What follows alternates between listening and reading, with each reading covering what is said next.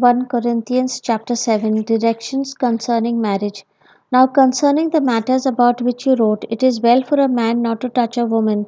But because of cases of sexual immorality, each man should have his own wife, and each woman her own husband.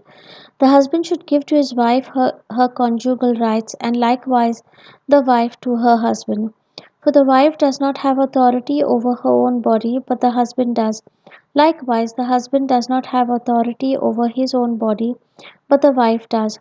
Do not deprive one another except perhaps by agreement for a set time, to devote yourselves to prayer and then come together again, so that Satan may not tempt you because of your lack of self control.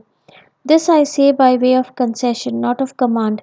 I wish that all were as I myself am, but each has a particular gift from God, one having one kind and another a different kind.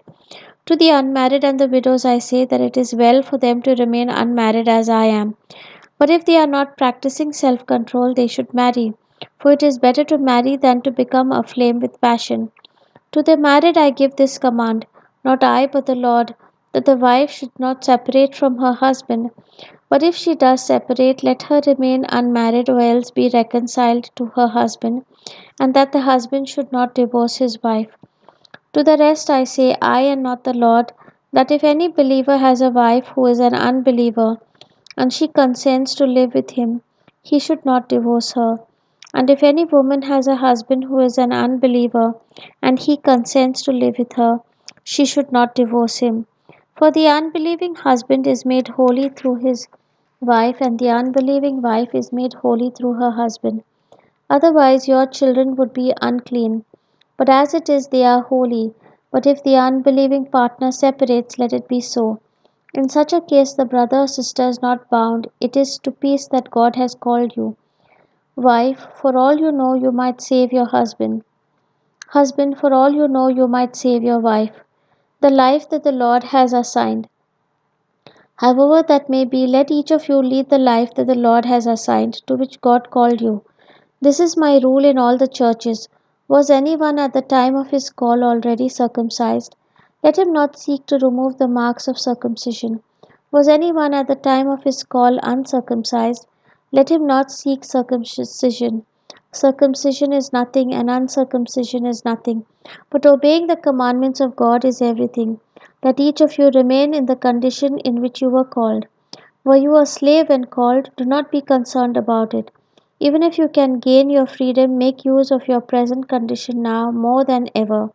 For whoever was called in the Lord as a slave is a freed person belonging to the Lord, just as whoever was free when called as a slave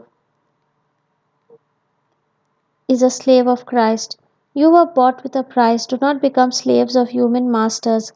In whatever condition you were called, brothers and sisters, there remain with God.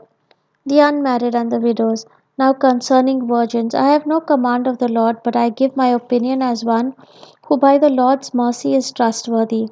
I think that in view of the impending crisis, it is well for you to remain as you are.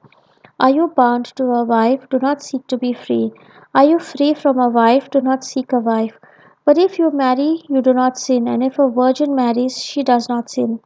Yet those who marry will experience distress in this life, and I would spare you that. I mean, brothers and sisters, the appointed time has grown short.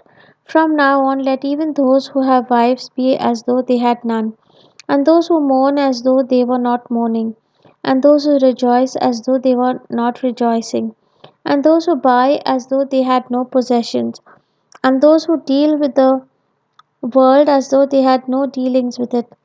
For the present form of this world is passing away. I want you to be free from anxieties.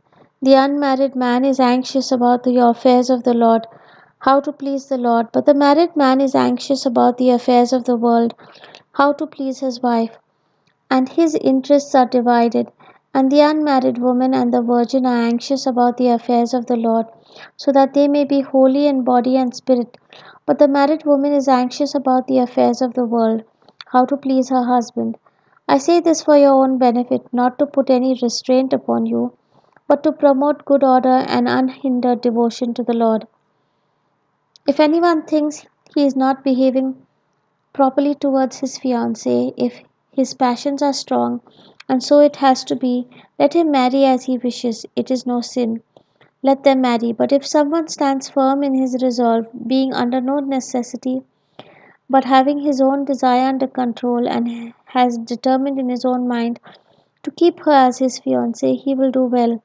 So then he who marries his fiancée does well, and he who refrains from marriage will do better.